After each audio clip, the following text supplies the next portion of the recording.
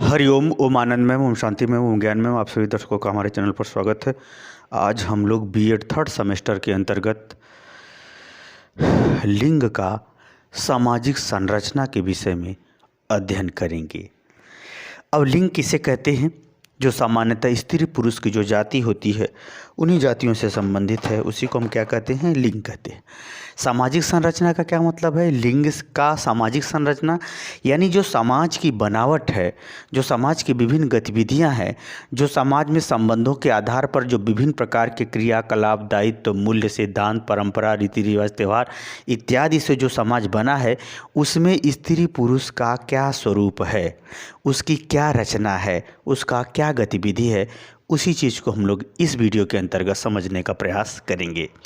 यानी लिंग का सामाजिक संरचना यानी स्त्री पुरुष का सामाजिक रचना में क्या स्वरूप है, क्या अर्थ निकलता है, क्या उनका दायित्व है, क्या उनका योगदान है, उसी सब बातों के आधार पर हम लोग इस का अर्थ समझने का प्रयास करेंगे। जैसे पहला चलते हैं, अगर स्त्री पुरुष का हम लोग देखें सामाजिक संरचना में क्या स्वरूप है, उसको अगर हम देखें तो जो समाज की रचना जिस आधार पर, जिस समाज में जाति धर्म, नैतिकता, संस्कृति, परंपरा, रीति रिवाज, संस्कार और समाज की संस्थाएं जैसा होता है सामाजिक संरचना, वैसे सामाजिक संरचना के अनुसार ही स्त्री पुरुष का जीवन या स्त्री पुरुष का व्यवहार प्रभावित होता है। क्या होता है? प्रभावित होता है, बनता है। जैसे भारत की हम बात करें तो संयुक्त परिवार, महिलाओं का कार्य क्षेत्र घर ज़्यादा रहता है। विदेशों में जाएंगे तो वहाँ का जो है लिंग के आधार पर सामाजिक संरचना दूसरे ढंग का मिलेगा। अर्थात सामाजिक संरचना के अंतर्गत स्त्री पुरुष का क्या स्वरूप है, क्या दायित्व है, वह इस बात पर निर्भर करता है कि वह समाज की रचना किस प्रकार की हुई है। कुछ ऐसे समाज हैं जहाँ पर दोनों लोग कार्य करते हैं, कुछ ऐसे समाज हैं जहाँ पर प्राथमिकता होती है कि नहीं पुरुष ज़्यादा काम करें, महिलाएं कम। कुछ समाज ऐसे भी मिलते हैं जहाँ महिलाएं ज़्यादा कार्य करती हैं, पुरुष कम। तो कहने का मतलब जो समाज की संरचना है जिसमें संस्कृति, धर्म, रीति रिवाज, परंपरा, जाति, वर्ण व्यवस्था, समुदाय, संस्थाएं इत्यादि सबके स्वरूपों के आधार पर ही किसी समाज की संरचना के अंतर्गत स्त्री पुरुष की भूमिका या स्त्री पुरुष का स्वरूप या स्थान देखा जा सकता है। दूसरा है समस्या। अगर हम बात करें किसी समाज की संरचना में अगर कोई समस्या है, यानी समाज की अगर बनावट में कोई समस्या है, तो अगर उस समस्या के प्रति स्त्री पुरुष जागरूक हैं तो उस समाज में परिवर्तन का स्वरूप बनेगा, अर्थात उस समस्या का समाधान निकलेगा। ये अलग बात है कि स्त्री के पक्ष में होगा कि पुरुष के पक्ष में होगा। जैसे सती प्रथा का समस्या का समाधान हुआ, सामाजिक संरचना में परिवर्तन हुआ तो उसमें स्त्रियाँ ज़्यादा लाभान्वित हुई।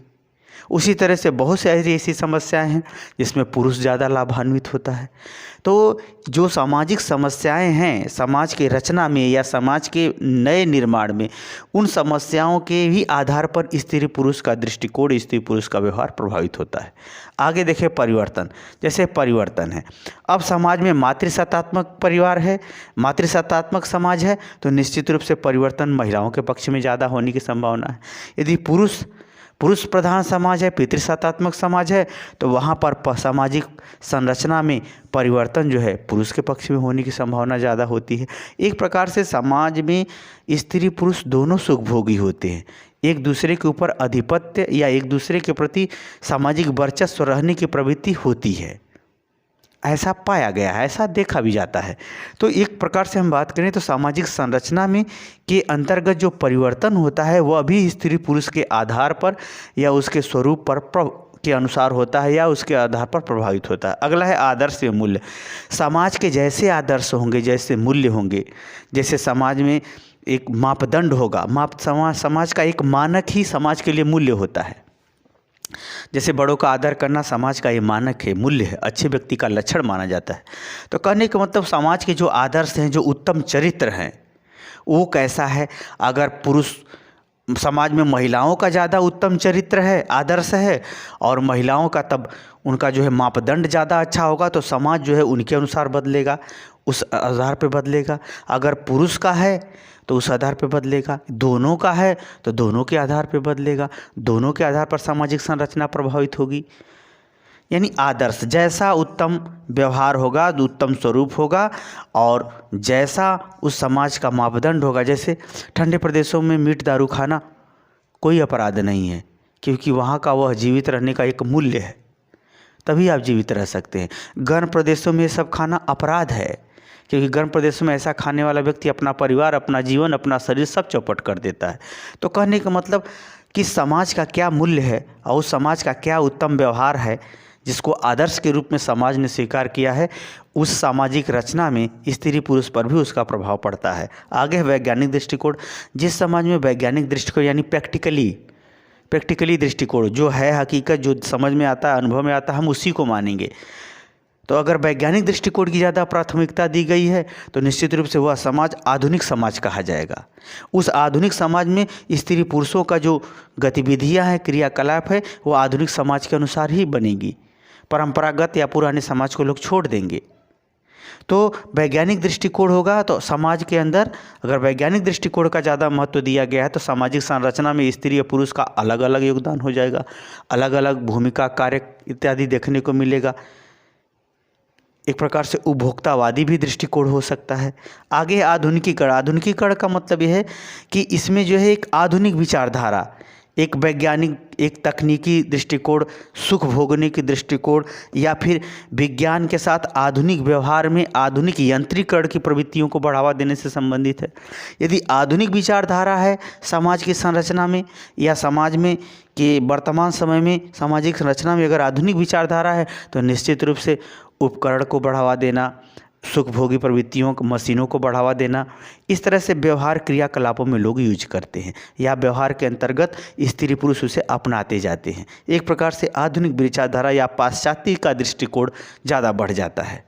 उसमें स्त्री पुरुष दोनों स्वतंत्रता की मांग करते हैं, दोनों कमाने की बात करते हैं, दोनों जो है आत्मनिर्भर होने की बात करते हैं। ये अलग बात है कि आत्मनिर्भरता में विशेष समस्या में बर्बाद होंगे कि आबाद होंगे, अलग बात है, परंतु वे दोनों आत्मनिर्भर होने की बात करते हैं। प्रेम की बात शारीरिक संबंधों तक रहती है और अन्य क्षेत्रों में कोई सहयोग की बात नहीं, ऐसा भी देखा जाता है। तो ये आधुनिकीकरण की प्रवृत्तियाँ भी सामाजिक संरचना के संदर्भ में स्त्री पुरुष के अलग अलग दृष्टिकोण, अलग अलग व्यवहारों को निर्धारित कर देती है। आगे है सामाजिक मापदंड। सामाजिक मापदंड का तात्पर्य है कि कौन से समाज में किस चीज़ को किस रूप में स्वीकार किया है। बहुत सारी ऐसी बुराइयां हैं, बहुत सारे समाज में लोग उसी तरह से बना के रखे हैं। बहुत सारे समाज में ऐसे हैं जो नए नए मापदंड बनते चले गए हैं। तो समाज का जैसा मापदंड होगा, समाज के लोगों की जैसी सोच होगी, जैसा एक सामूहिक सहमति होगी, जैसा एक सामूहिक व्यवहार या क्रियाकलाप होगा, उसके आधार पर भी सामाजिक संरचना बनती है। उसके आधार पर ही स्त्री पुरुष का व्यवहार भिन्न भिन्न देखने को मिलता है। जैसे अगर भारत की बात करें सामाजिक मापदंड में, तो जितने व्रत त्यौहार हैं सब स्त्रियों को ही करना है। पुरुषों को, स्त्रियों के लिए कोई व्यवहार व्रत नहीं बनाया गया है। सब व्रत त्यौहार मतलब व्रत और जितने बनाए गए हैं सब महिलाओं के लिए ही बनाए गए हैं कि आप ऐसा करेंगे तो पुत्र जीवित रहेगा, आप ऐसा करेंगे तो पति जीवित रहेगा, आप ऐसा करेंगे तो भैया जीवित रहेंगे। ये सब अनेक प्रकार के जो है एक नॉर्मल वे में मैं बात कर रहा हूँ कि इस तरह से प्रकृति के माध्यम से स्त्रियों का त्याग पुरुषों के प्रति बहुत ज़्यादा बनाया गया। तो जैसा सामाजिक मापदंड होता है वैसा स्त्री और पुरुष का जो है व्यवहार या उसका स्वरूप भी देखा जाता है। आगे है शिक्षा का स्वरूप। जिस समाज में जैसा शिक्षा का स्वरूप है, परंपरागत स्वरूप है कि आधुनिक स्वरूप है, परंपरागत स्वरूप है कि आधुनिक स्वरूप है, और जैसा शिक्षा का स्वरूप होगा वैसा सामाजिक संरचना होगा, उसी आधार पर स्त्री पुरुष का व्यवहार भी बनेगा। तो इस प्रकार से हम देखें तो स्त्री पुरुष का व्यवहार सामाजिक संरचना के आधार पर भिन्न भिन्न देखने को मिलता है। अब जैसा शिक्षा का स्वरूप है, परंपरागत है या आधुनिक शिक्षा है, या शिक्षा में आधुनिक दृष्टिकोण शामिल किया गया है या नहीं शामिल किया गया, इन सभी बातों का, इन सभी सामाजिक समस्याओं का, सामाजिक परिवर्तन का, सामाजिक सहनशीलता या सहिष्णुता का भी विकास शिक्षा के अंतर्गत किया जाता है।